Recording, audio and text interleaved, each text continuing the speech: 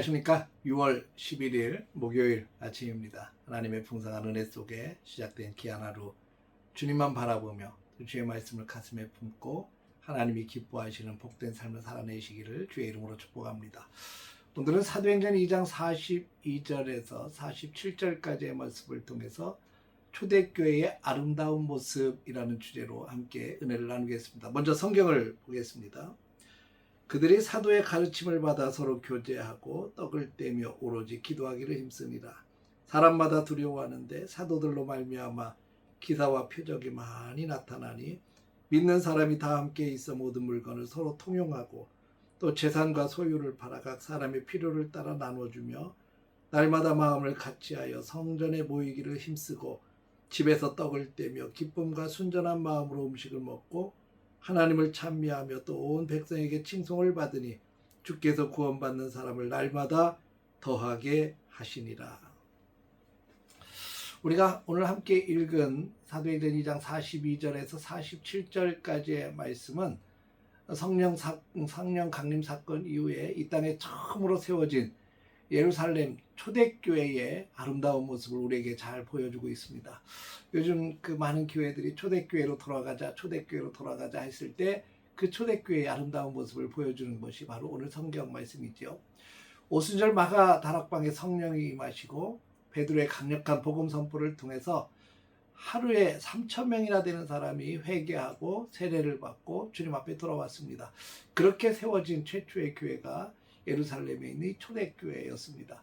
이 초대교회의 모습은 과연 어떠한 모습이었을까요? 첫째로 초대교회는 말씀과 기도의 공동체였습니다. 42절을 보면 초대교회 성도들이 가장 먼저 힘쓴 일들이 나오는데 그들이 사도의 가르침을 받아 서로 교제하고 떡을 떼며 오로지 기도하기를 힘쓰니라.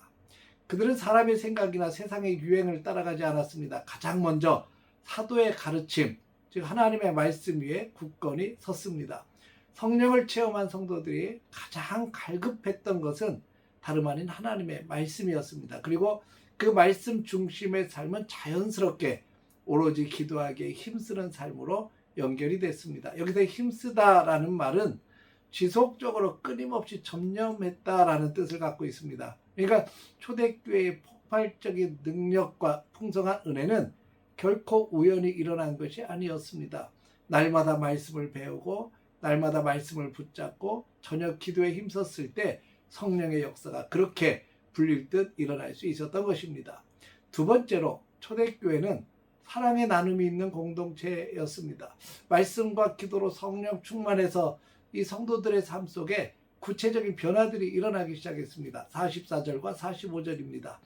믿는 사람이 다 함께 있어 모든 물건을 서로 통용하고 또 재산과 소유를 팔아 각 사람의 필요를 따라 나눠주었다. 성령이 임하시자 사람들의 마음속에 있던 이기심과 탐욕이 사라지기 시작했습니다. 내 것을 내 것이라 주장하지 않고 공동체 안에 있는 연약한 자들, 가난한 자들의 필요를 바라보기 시작했습니다. 자신의 재산과 소유를 팔아서 기꺼이 형제 자매의 필요를 나눠주기를 시작했습니다. 이것은 억지나 의무로 된 것이 아니었습니다. 43절에 기록된 대로 하나님을 향한 거룩한 두려움과 또 성령이 주시는 자원하는 기쁨이 그들에게 있었기 때문에 가능했던 사랑의 기적이라고 볼 수 있습니다. 서로의 아픔과 결핍을 메워주는 진정한 사랑의 소통이 초대교회 안에 있었습니다. 세 번째로 초대교회는 예배와 찬양이 넘치는 행복한 공동체였습니다. 그들의 신앙은 모든 삶의 영역으로 확장이 되기 시작합니다. 46절을 보면 날마다 마음을 같이하여 성전에 모이기를 힘쓰고 집에서 떡을 떼며 기쁨과 순전한 마음으로 음식을 먹었다. 초대교회 성도들은 날마다 모였습니다. 그들은 성전에 모여서 함께 하나님을 예배했을 뿐만 아니라 각자 집으로 흩어졌을 때도 집에서도 함께 모여 떡을 떼며 교제를 나눴습니다. 근데 교회에서의 신앙과 가정에서의 신앙의 삶이 분리되지 않았다는 이야기입니다. 그들의 마음에는 오직 기쁨과 순전함만이 가득했습니다.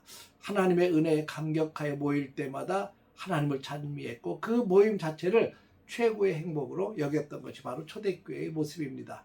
사랑하는 성도 여러분, 오늘 주신 귀한 말씀을 우리 삶의 세 가지로 구체적으로 한번 적용해 보십시다. 첫째는 날마다 우리의 삶을 말씀과 기도로 채우기를 원합니다. 초대교회의 모든 능력은 말씀과 기도로부터 시작이 됐습니다. 오늘 내 주변에 매일의 삶 속에서 하나님을 가르침을 묵상하고 기도의 끈을 놓치지 않는, 그래서 내 삶과 내 모든 주변의 삶을 말씀과 기도의 삶으로 채워갈 수 있기를 주의 이름으로 축복합니다. 두 번째는 우리 주변의 필요를 살피고 흘려보내는 삶을 살아야 됩니다. 초대교회에는 각 성도의 필요를 따라서 나눠주었습니다. 가난한 자들, 또 궁핍한 자들에게 그들의 필요를 채워주었던 것처럼 오늘 우리의 신앙의 삶이 가난한 자들, 궁핍한 자들 필요로 여기는 것들을 채울 수 있는, 그래서 우리의 삶을 통해서 그런 것들을 흘려보낼 수 있는 복된 삶이 되어지기를 주의 이름으로 축복합니다. 세 번째는 기쁨과 순전한 마음으로 가정을 작은 교회로 세웠으면 좋겠습니다. 그들은 성전뿐만 아니라 그들의 집에서도 떡을 떼며 기뻐했습니다. 우리 성도들의 가정이 교회가 되었으면 좋겠습니다.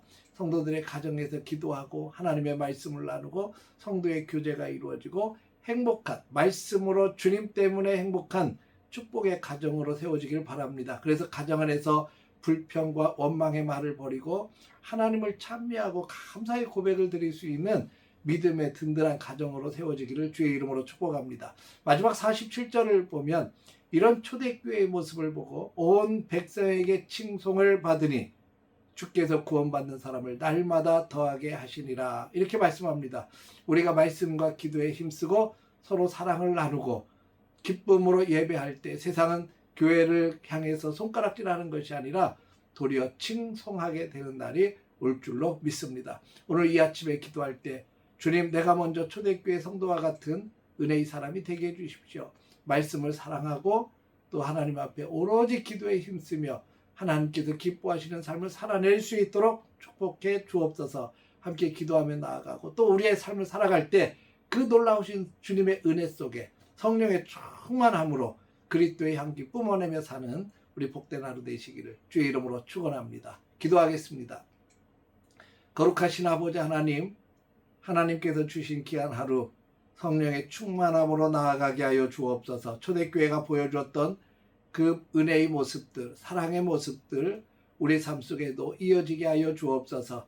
날마다 말씀을 사랑하고 날마다 주님의 은혜 속에서 기도하며 그리고 그 은혜를 세상으로 뿜어냈던 초대교회처럼 우리도 하나님의 말씀 앞에 무릎 꿇게 하시고 하나님의 사랑을 더 깊이 느끼게 하시고 그 사랑을 세상에 뿜어낼 수 있는 복된 하루가 되게 하여 주옵소서.